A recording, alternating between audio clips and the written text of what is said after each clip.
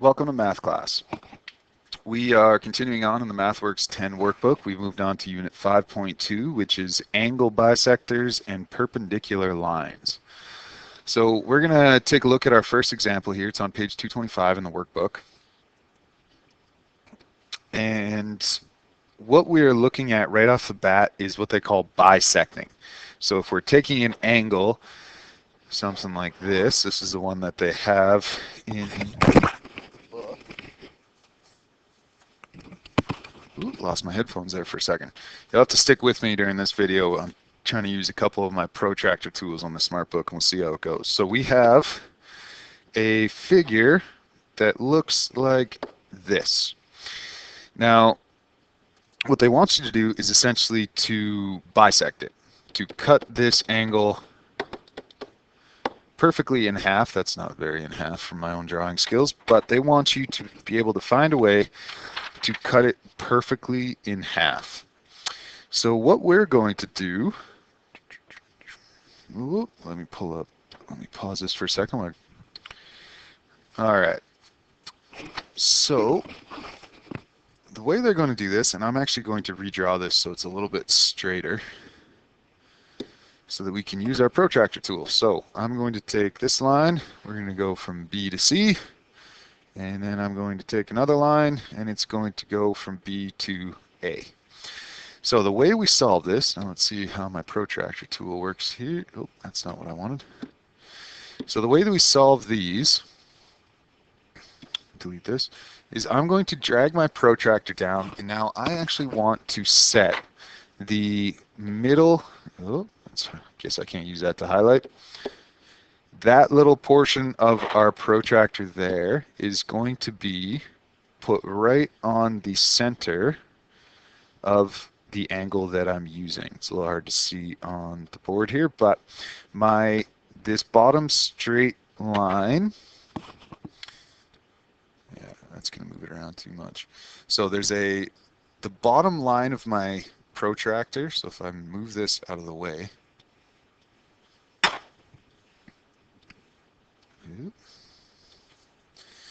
you see this line down here along the bottom? This one right here goes all the way along the bottom. I'm going to line that line up with the bottom flat line that I'm trying to measure. And now I line my point up perfectly on point B. And what I see here, actually, what I've kind of got here, is I actually have a 180 over here, and I've got 120 over here on the outside. Inside my protractor, this is a nice easy one. Down here, it's got 0, and then up here, it's got 60 degrees, depending on whether I'm looking at the outside track or the inside track. If you have a protractor that doesn't have both of those, you have to do a little bit of math, but that's not so hard because I'm going to show you how to do it here. So we're going to pretend that mine says 180, so I'm using this outside track here, which means that over here I got to 120 degrees, which means that I actually have an angle.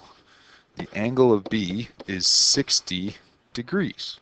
Okay, 180 minus 120 equals 60 degrees. I can double check that very easily on this because if I just look at my inside track here, I see that my line is lined up perfectly on 60 degrees.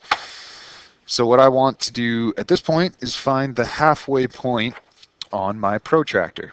So in between 180 and 120, my exact halfway point is going to be, since I have 60 degrees here, I divide this by 2 and I know that 30 degrees is my halfway point. So I'm going to count 30 off of 120. So I get 10, 20, 30. Because my protractor's here, I'm going to go ahead and I'm actually going to delete this arrow so it's not in the way. And I'm going to draw a little dot right outside my protractor. Maybe not a dot, it'll be a little line. And I'm going to leave that right here. Once I do this, I'm going to move my protractor out of the way, And then I take my straight edge and I go ahead and connect the very center of my B angle with my intersecting point that I'd laid out, and now I have an angle that has been perfectly bisected or cut in half. Ooh, this is a hard piece of equipment to move here. All right, we're going to move this all around. I'm going to swing this back so it's flat. And I'm actually going to delete that because it's kind of making me annoyed right now. So that's how we bisect an angle. I need to use my protractor and my straight edge to find the halfway, and I'm going to put a little point outside my compass and draw a straight line from there. Sorry, I just had to close my door for a second there. So that's how we bisect angles. Now what we're moving on to is how to use our protractor to actually measure some angles. So we're going to take a quick look at the example on page 227, and we're going to learn how do we use our protractor. So I tried to recreate the example from the textbook as best I could, but oh, something's going on here. Where'd that protractor go? Doesn't want to let me use it. Give me a second. There we go, found it. So I tried to recreate the example they had in the textbook as best they can, but there's no way that my angles are going to be exactly the same as the ones that they have in the book for the example. All I'm doing here is I'm going to be basically using my protractor to match up, and what they want is perpendicular angles, okay? Or also known as perfect right angles. Okay, perfect right angle. All they're looking for in this particular example is basically, is it perpendicular or is it not? And so the way we figure that out is using our protractor. So I'm going to go ahead and set my protractor up the exact same way I had it before. I'm going to take my center spot.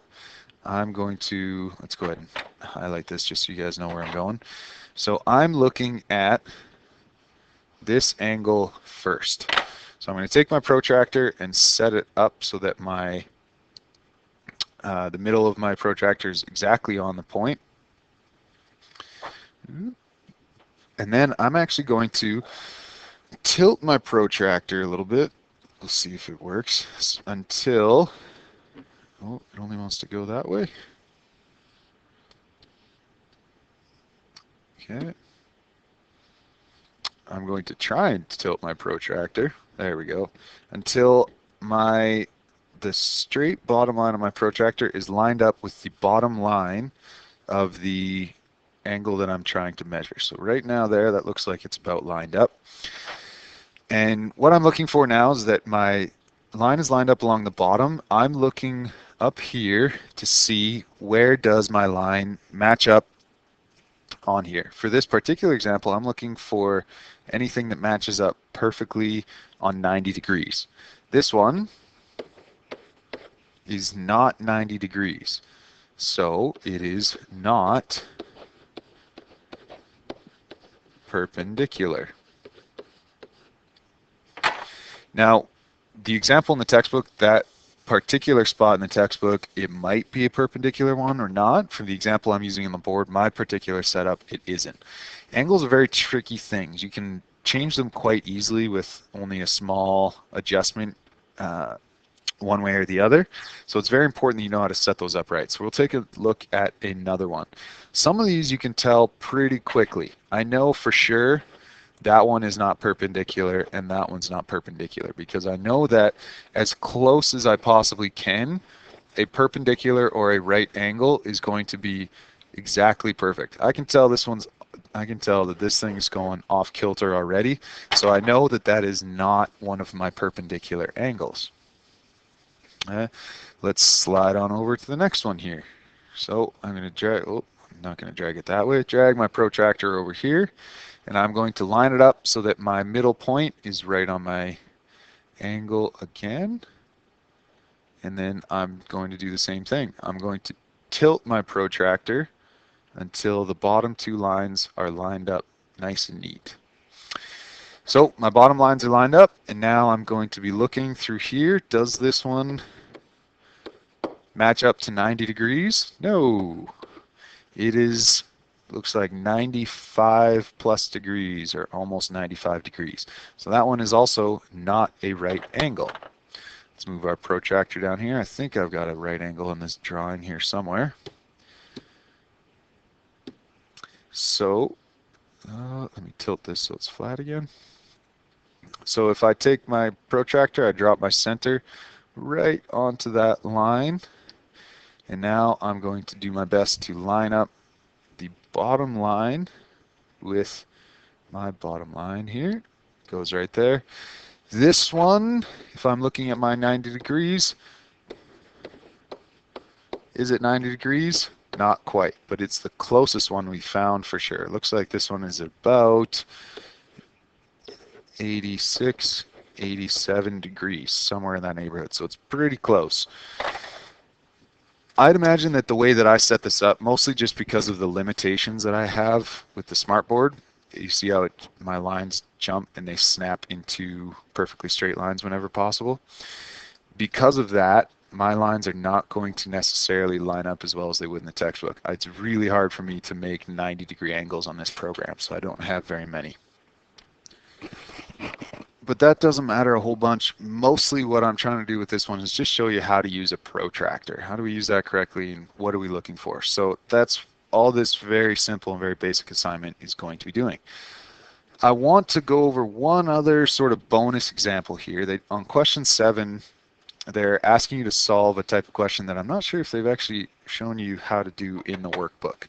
So they have a similar drawing to something like this, where they have a straight line across here, they've got a couple of intersecting lines, and they know, let me erase some of this stuff just so I'm not too cluttered, and what they do is they've given you a couple of angles each way. So they've gone ahead and said that this one was 47 degrees in here, and this one was, let's say, 60 degrees in here. Now I'm just kind of making some numbers up, relatively guessing, but that's what they're going to say. And what they're asking for is, what is that angle? Well, the way we solve this is very, very simple. We know what a straight angle is. Or sorry, we know what a right angle is, perfectly up and down. I know what a straight angle is, and it looks like that. I know that this angle right here is 90 degrees. And I know that this angle right here is 180 degrees. These are the complements and supplements that we talked about in the last video. I also know that if I had two angles, let me erase, oh, my eraser was too big. So instead of just one angle coming off of this point, I actually had two of them. I still know that all three of these angles are going to total 180 degrees. Same with our example over here. I know that this one, and this one together are going to equal 180 degrees. So the way I solve my missing angle is 180 minus 60 minus 47, which gives me an answer of, oh, let's see, 120 minus 47. So we get 80 minus 7 gives us an answer of 73 degrees. So our middle angle here is 73 degrees. So that's how we solve those. You're basically just going to be figuring out where the 180 is and then minusing the angles that they give you to find out the angle that they don't. Alrighty, see you in class.